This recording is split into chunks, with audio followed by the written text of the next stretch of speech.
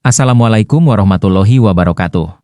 Sahabat, setelah kita menyimak perjalanan ruh dalam kisah ketika ruh menjawab episode 4 bagian 1, kita sadar masih banyak misteri yang belum terungkap, masih banyak hikmah yang belum sempat kita rengkuh. Kini, mari kita lanjutkan perjalanan ini, menyimak lanjutan kisah dalam episode 4 bagian 2, agar ruh kita kelak pulang menemui Robnya dalam keadaan ridho dan diridhoi. Saya doakan yang nonton dicatat Allah sebagai talabul ilmi, yang subscribe dicatat sebagai syodakoh, yang komen dicatat sebagai silaturahim, yang like dan share dicatat sebagai amal kebaikan. Dikembalikan ke kubur dan fitnah munkar nakir. Ruh telah selesai menjalani perjalanan langit. Perjalanan yang bagi ruh mukmin terasa seperti sambutan kepulangan, dan bagi ruh yang buruk terasa seperti penolakan yang menyakitkan. Namun, perjalanan itu belum selesai. Karena setiap ruh, baik atau buruk, akan dikembalikan ke tubuhnya, ke tempat yang ia tinggalkan. Alam dunia telah tertutup. Langit telah disaksikan. Kini ruh dibawa kembali oleh para malaikat ke alam yang menjadi batas antara tidur panjang dan kebangkitan, alam barzakh. Rasulullah Shallallahu Alaihi Wasallam bersabda, sesungguhnya ruh dikembalikan ke jasadnya. Hadits riwayat Abu Daud sahih. Pengembalian ini bukan seperti hidup kembali seperti sebelumnya, bukan pula seperti mimpi. Ia adalah bentuk kehidupan khusus. Kehidupan setelah mati, kehidupan yang tidak dipahami mata manusia.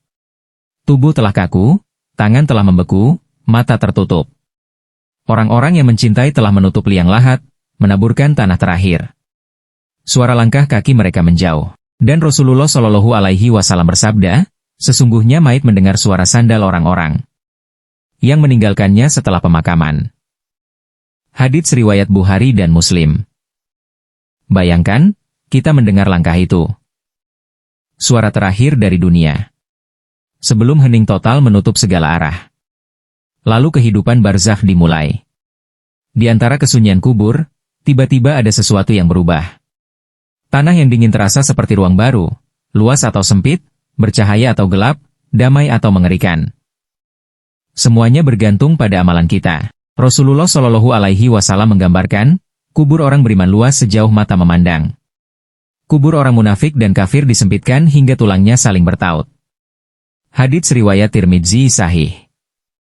Itulah momen ketika kita memahami bahwa amal-amal syalih yang dulu terasa kecil, senyum, sedekah, istighfar, sholat subuh, menahan diri dari maksiat, semua berubah menjadi cahaya dan kelapangan. Dan dosa-dosa yang dulu kita anggap sepele, ghibah, iri, menyakiti, mengabaikan sholat, kencing tidak bersuci, dengki yang dipelihara, semua berubah menjadi kegelapan yang menekan. Tidak ada yang hilang. Tidak ada yang tidak dihitung. Kemudian, suasana barzakh tiba-tiba berubah. Tanah yang tenang mulai bergetar. Udara yang dingin mengalir seperti badai. Dan tiba-tiba, dalam kegelapan itu muncul dua sosok, Munkar dan Nakir. Makhluk yang tidak pernah kita lihat, tidak mirip manusia, tidak mirip jin, tidak mirip apapun di dunia. Rasulullah Shallallahu Alaihi Wasallam bersabda, dua malaikat datang kepada mayit. Hadits riwayat Tirmidzi sahih. Warna mereka biru kehitaman, suara mereka mengguncang jantung, kehadiran mereka tidak bisa diabaikan. Mereka bukan malaikat yang menenangkan. Mereka adalah malaikat ujian. Mereka mendekat, dan duduk di sisi kanan dan kiri kita. Disinilah momen penentuan. Fitnah kubur. Ujian pertama setelah kematian. Salah satu dari malaikat bertanya dengan suara yang membuat seluruh barzakh berguncang. Man Robbuka? Siapa Tuhanmu? Ma'adinuka? Apa agamamu? Ma'atakulu firojulil adzibuk itsafikum? Apa yang kau katakan tentang laki-laki yang diutus kepadamu? Hadits riwayat Abu Daud sahih. Pertanyaan ini bukan seperti ujian hafalan. Bukan pertanyaan lisan. Bukan sekadar jawaban mulut. Pertanyaan ini adalah ujian amal. Yang menjawab bukan lidah, tapi hati. Hati yang selama hidupnya mengenal Allah, akan menjawab tanpa ragu, Robku adalah Allah. Aku hidup dengan agama Islam. Laki-laki itu adalah Muhammad Shallallahu Alaihi Wasallam. Tapi hati yang lalai, yang hanya mengucap tanpa menghayati, yang menjadikan dunia sebagai tujuan, akan kebingungan, kaget, tersengal, "Hah? Aku tidak tahu. Aku hanya mengikuti orang-orang." Itu bukan karangan. Rasulullah Shallallahu Alaihi Wasallam bersabda seperti itu dengan jelas. Orang munafik atau kafir berkata, "Aku tidak tahu. Aku hanya mengatakan apa yang orang lain katakan." Hadits riwayat Bukhari Sahih. Jika kita berhasil, jika hati kita kukuh memegang tauhid, maka kubur berubah menjadi taman surga. Pintu surga dibukakan. Angin harum masuk. Dan disampaikan kabar gembira, tidurlah seperti tidurnya pengantin yang tidak dibangunkan. Kecuali oleh orang yang ia cintai. Hadits riwayat Tirmidzi Hasan. Tetapi bila jawaban kita tidak benar, maka kubur berubah menjadi jurang neraka. Panas menjalari seluruh tubuh, dan kabar mengerikan disampaikan, "Lihatlah tempatmu di neraka." Lalu pintu itu ditutup, dan ia merasakan siksanya. Sampai hari kiamat. Ini bukan ancaman kosong. Ini adalah peringatan penuh kasih, agar kita mempersiapkan diri. Fitnah Munkar Nakir adalah cermin yang paling jujur. Tidak peduli gelar kita, keturunan kita, harta kita, jabatan kita, penampilan kita. Yang menentukan hanya satu, siapa kita sebenarnya di hadapan Allah ketika hidup di dunia. Dan saat itu, di dalam kubur, barulah kita tahu apa yang benar-benar kita bawa pulang. Ketika kubur menjadi taman surga atau lubang neraka. Ketika suasana menjadi gelap pekat, dua malaikat itu perlahan menghilang dari pandangan. Dalam kesenyapan itu, ruh tiba-tiba merasakan getaran lembut, seperti sesuatu diubah oleh kekuatan gaib yang tidak terlihat. Tanah bergerak. Ruang terasa bergeser. Bagi sebagian ruh, mereka yang menjawab dengan benar dan hidup sesuai kebenaran, kubur mulai meluas. Bukan lagi sebatas 2 meter. Tidak, tetapi seluas mata memandang, hingga tak mampu dihitung. Cahaya penuh ketentraman mengalir. Rasulullah Shallallahu Alaihi Wasallam bersabda, diluaskan kuburnya sejauh mata memandang, dan dijadikan baginya taman dari taman-taman surga. Hadits riwayat Ahmad. Ruh itu merasakan aroma yang belum pernah terhirup di dunia. Wangi, lembut, dan membuat dada lapang. Sebuah angin dari surga berhembus, mengisi barzah dengan ketenangan yang tidak bisa dilukiskan kata-kata. Sementara bagi ruh yang lain, yang menolak kebenaran, atau tahu tapi tidak menjalani, kubur menyempit. Tanah menekan dari segala sisi. Hingga tulang rusuk saling bertemu. Rasulullah Shallallahu Alaihi Wasallam bersabda, kuburnya disempitkan sehingga tulang rusuknya bertemu. Hadits riwayat Ahmad. Dan dari celah gelap itu, ruh mendengar suara, "Inilah sebagian dari tempatmu, sampai hari engkau dibangkitkan." Sebagian orang pernah mendengar bahwa azab kubur sering terjadi karena hal yang dianggap sepele. Benar. Rasulullah Shallallahu Alaihi Wasallam bersabda ketika melewati 2 kuburan, keduanya sedang diazab, dan keduanya tidak diazab karena sesuatu yang besar. Yang satu karena tidak bersih dari kencing, dan yang satu lagi karena suka mengadu domba. Hadits riwayat Bukhari Muslim. Maka kita, yang kini sedang mendengarkan kisah ini, seakan ikut mendengar suara itu memberi peringatan, hati-hatilah terhadap hal-hal kecil, karena di barzah, yang kecil bisa berubah besar. Ketika kubur menjadi taman surga, ruh itu diberi pintu pandang yang mengarah ke surga. Bukan masuk, tapi melihat. Dan apa yang terlihat membuat jantung ruh bergetar bahagia. Rasulullah Shallallahu Alaihi Wasallam bersabda, ditampakkan kepadanya tempatnya di surga. Hadits riwayat Bukhari. Ia melihat taman hijau. Sungai kecil yang jernih. Rumahnya yang indah. Tempat istirahat yang belum pernah dirasakan oleh manusia. Ruh berkata, "Ya Rob, cepatkan kiamat agar aku bisa segera masuk ke tempatku." Sebaliknya, ruh yang tenggelam dalam dosa tanpa taubat juga diberi pintu pandang. Bukan ke surga, tetapi ke neraka. Rasulullah Shallallahu Alaihi Wasallam melanjutkan dalam hadits yang sama, dan ditampakkan kepadanya tempatnya di neraka. Hadits riwayat Bukhari. Ruh itu melihat api yang menyala. Suara jeritan. Siksaan yang membuat barzakh terasa hancur. Ia berkata, "Ya Rob, jangan engkau datangkan kiamat, jangan engkau bangkitkan aku menuju tempat itu." Ketika amal syalih menjadi teman di barzakh. Ruh itu, ruh kita, berada dalam kesendirian yang paling sunyi. Namun tiba-tiba, terdengar langkah lembut. Seperti sesuatu yang mendekat, tetapi bukan manusia, bukan malaikat, dan bukan makhluk yang pernah dikenali. Untuk ruh mukmin, langkah itu membawa ketenangan. Untuk ruh pendosa, langkah itu menambah kecemasan.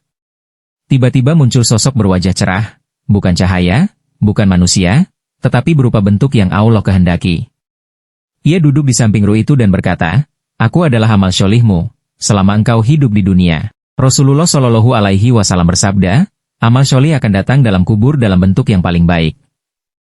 Hadits riwayat Ahmad. Sosok itu menjaga, menenangkan, bahkan menjadi pelindung. Sementara bagi ruh yang mengabaikan perintah Allah, muncul sosok yang berbau busuk, gelap, dan menakutkan, yang berkata, "Aku adalah amal burukmu." Hadits melanjutkan, dan amal buruk akan datang dalam bentuk paling buruk. Hadits riwayat Ahmad. Maka ruh itu tahu, inilah teman yang akan mendampingimu sampai hari kebangkitan. Di antara amal yang paling terang, paling kuat, dan paling lembut kehadirannya, adalah Al-Quran. Ruh mendengar suara yang berbeda. Suara itu bukan langkah, tetapi lantunan. Pelan, lembut, namun menggema mengisi seluruh barzah. Sebuah cahaya datang, sangat halus, memakai bentuk yang hanya Allah yang tahu. Ia mendekat lalu berkata, "Aku adalah Al-Quran yang dulu engkau baca." Rasulullah Shallallahu Alaihi Wasallam bersabda, bacaan Al-Quran akan datang pada hari kiamat sebagai pemberi syafaat bagi para pembacanya. Hadits riwayat Muslim. Dan syafaat itu dimulai di barzakh. Ada ruh yang lantunannya dahulu jarang. Ada yang hanya membaca sedikit. Ada yang membaca banyak. Dan ruh itu merasakan perbedaannya. Tiba-tiba dari arah lain datang cahaya khusus, berbeda dari cahaya-cahaya sebelumnya. Bukan besar, tetapi sangat kuat. Ia seperti tameng yang berdiri tegak di hadapan ruh. Ia berkata, "Aku adalah surat Al-Mulk, yang engkau baca, yang menemanimu di malam-malam ketika dunia berat bagimu." Rasulullah Shallallahu Alaihi Wasallam bersabda, ada satu surat dalam Al-Quran, terdiri dari 30 ayat, yang akan memberi syafaat bagi seseorang hingga ia diampuni. Ia adalah Tabarakalladzi biyadihil mulk. Hadits riwayat Tirmidzi, Hasan. Dalam riwayat lain disebutkan, ia membela Asy-Syafiyah dan melindungi Al-Ma'aniyah. Ia menyelamatkan dari azab kubur. Hadits riwayat Tabrani dalam Al-Mu'jam Al-Kabir, Syahih li Gairihi. Dan cahaya itu berdiri seperti perisai. Jika benteng kubur mulai mengarah sebagai tempat yang gelap dan sempit, surat Al-Mulk menghalangi. Jika malaikat azab mendekat, cahaya itu berkata, "Tidak. Dia membacaku di dunia, maka aku akan membelanya di barzakh." Betapa besar syafaatnya. Ruh mukmin merasakan kelegaan luar biasa. Ruh yang lalai meratap karena ia tahu, dia dulu tidak membaca. Himpitan kubur dan yang menyelamatkan kita. Ketika ruh itu diam, bumi barzakh mulai bergerak perlahan. Rasanya seperti ada kekuatan besar yang mengatur tanah. Menyusunnya, mendekatkannya. Tidak ada gempa. Tidak ada suara retak. Namun ruh merasakan tekanan yang datang dari segala arah. Dalam hitungan detik, kubur itu merapatkan dirinya. Itulah Amkotul Qobor, himpitan kubur. Rasulullah Shallallahu Alaihi Wasallam bersabda, kubur itu memiliki himpitan. Tidak ada seorang pun yang selamat darinya. Seandainya ada yang selamat, niscaya Sa'ad bin Mu'adz orangnya. Hadits riwayat An-Nasai, Syahih. Sa'ad bin Mu'adz, orang yang kematiannya membuat arsy bergetar. Yang jenazahnya diikuti puluhan ribu malaikat. Bahkan ia pun merasakan himpitan itu. Maka, bagaimana dengan kita? Ruh mukmin mengalaminya, tapi himpitan itu datang. Seperti dua tangan bumi merangkul dari samping. Ruh merasakan sesak sekejap. Seakan alam ingin mengingatkan. Engkau memang dari tanah, dan tanahlah yang memelukmu kembali. Namun bagi ruh mukmin, rangkulannya lembut. Ia mendekap, tidak menghancurkan. Rasulullah Shallallahu Alaihi Wasallam bersabda tentang seorang mukmin. Lalu kuburnya diluaskan sejauh mata memandang. Hadits riwayat Bukhari. Selesai himpitan pertama, Bumi membuka ruang, memberi keleluasaan, memberi tempat seperti taman.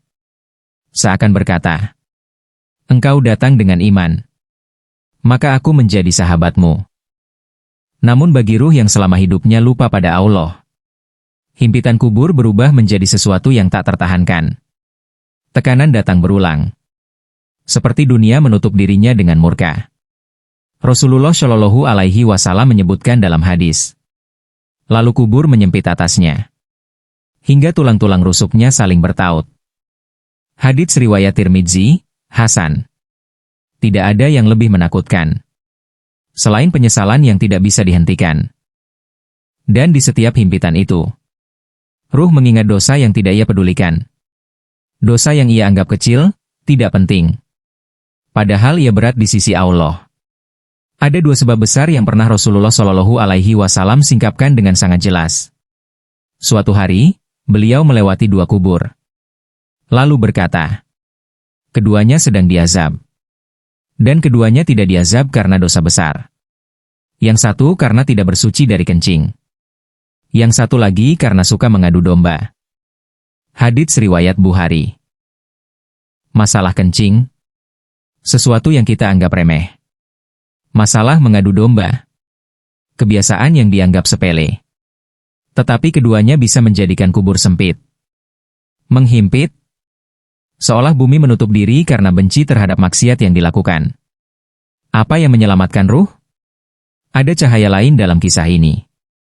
Walau himpitan kubur tak seorang pun selamat darinya. Ada amalan-amalan yang membuat setelah himpitan pertama, kubur berubah menjadi taman indah. Hati yang bersih dari dengki. Menjaga diri dari najis kencing. Tidak menyakiti orang lain dengan mulut atau perbuatan. Solat yang dijaga. Sedekah yang ikhlas. Quran yang dibaca dengan hati. Rasulullah Shallallahu Alaihi Wasallam bersabda, surat Al-Mulk adalah pencegah dan penyelamat dari azab kubur. Hadits riwayat Tirmidzi, Hasan.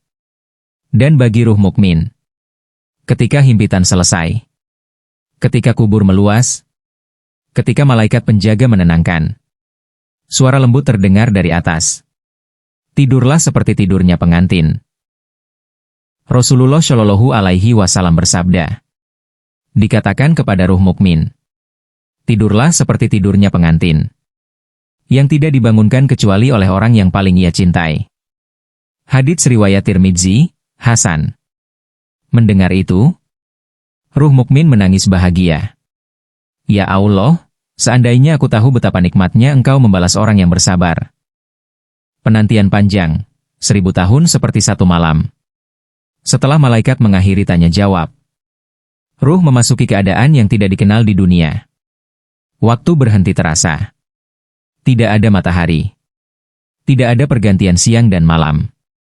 Tidak ada detik yang berlalu seperti biasa. Yang ada hanyalah rasa. Rasa nyaman yang tenang. Atau rasa pedih yang tidak selesai.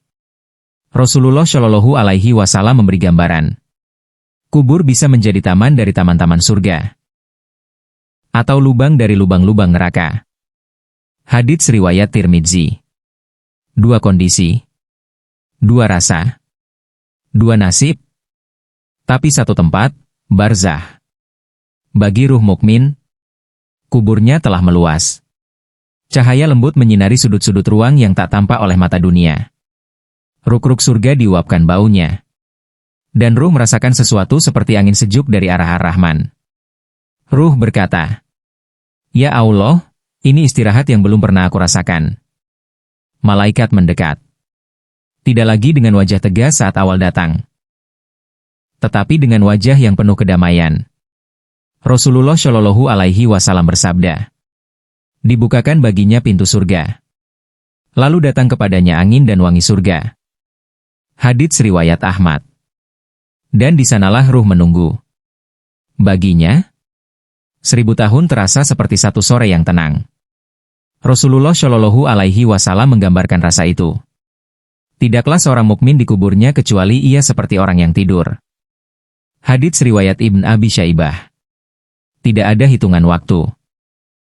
Yang ada hanyalah ketenangan yang tidak mengenal lelah. Bagi ruh yang lalai, Kuburnya sempit. Gelap. Tanah terasa berat. Ia merasakan panas yang datang dari arah yang ia tidak tahu. Rasulullah Shallallahu Alaihi Wasallam bersabda, lalu dibukakan baginya pintu neraka. Datanglah panasnya dan bau busuknya. Hadits riwayat Ahmad. Ruh itu tidak tidur. Tidak istirahat. Dan setiap kali ia menyesal. Penyesalan itu tidak berhenti. Ia memanggil, ya Allah, kembalikan aku ke dunia. Aku pasti akan beramal salih.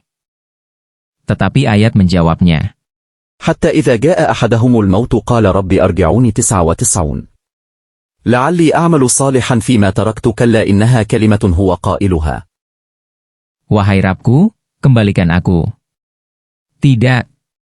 Quran Surat Al-Mukminun 99-100. Tidak ada kembali. Tidak ada revisi. Tidak ada kesempatan kedua. Ia hanya menunggu. Menunggu. Menunggu. Dengan azab yang terus menghampiri sesuai amalnya. Bagaimana waktu dirasakan di barzah? Dalam kehidupan dunia. Waktu bergerak berdasarkan peredaran matahari. Dalam kehidupan barzah. Waktu bergerak berdasarkan amal. Bagi mukmin, waktu terasa singkat.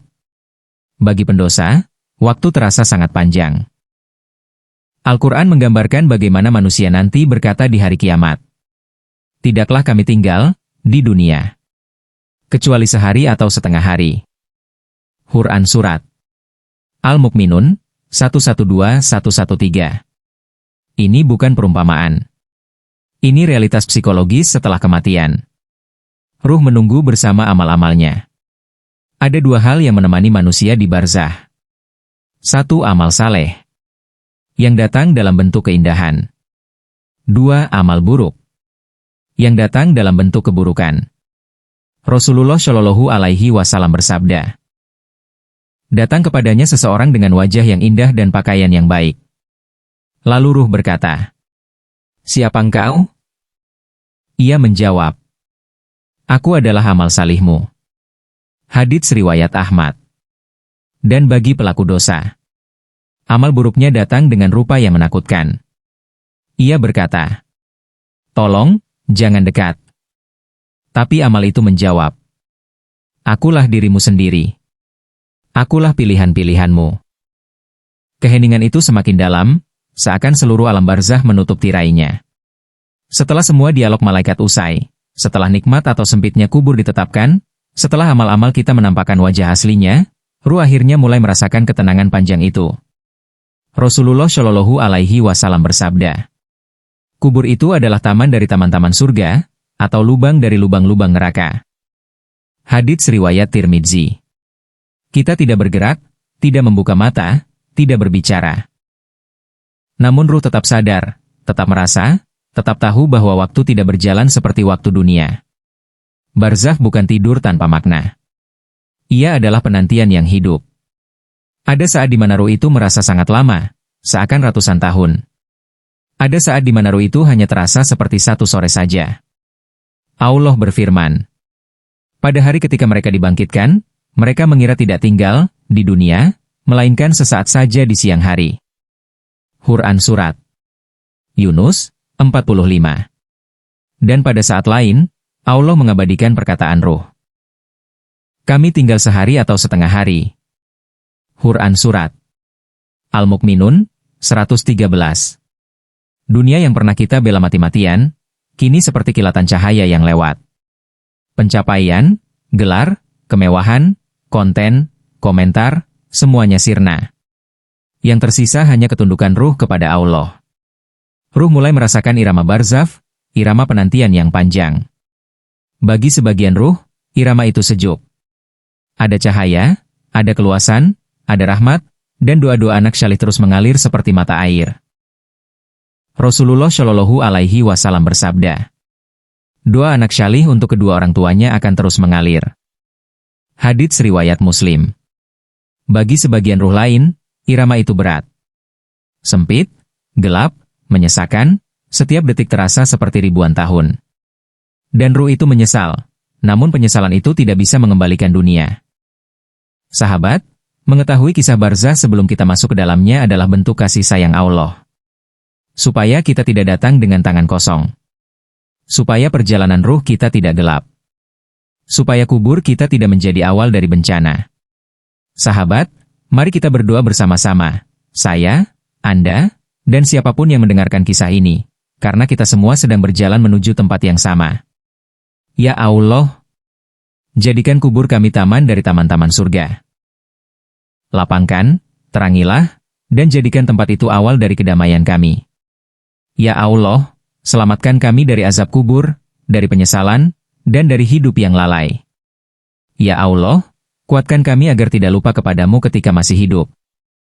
Amin, amin, ya Robbal Alamin. Sampai di sini episode 4 selesai. Ruh telah memasuki tidur panjangnya. Penantian dimulai. Pintu barzah tertutup, sampai suatu hari, ketika alam semesta diguncang dan seluruh makhluk ditiupkan sangkakala. Itulah awal episode 5, perjalanan ruh yang terakhir, hari yang dijanjikan. Wassalamualaikum warahmatullahi wabarakatuh.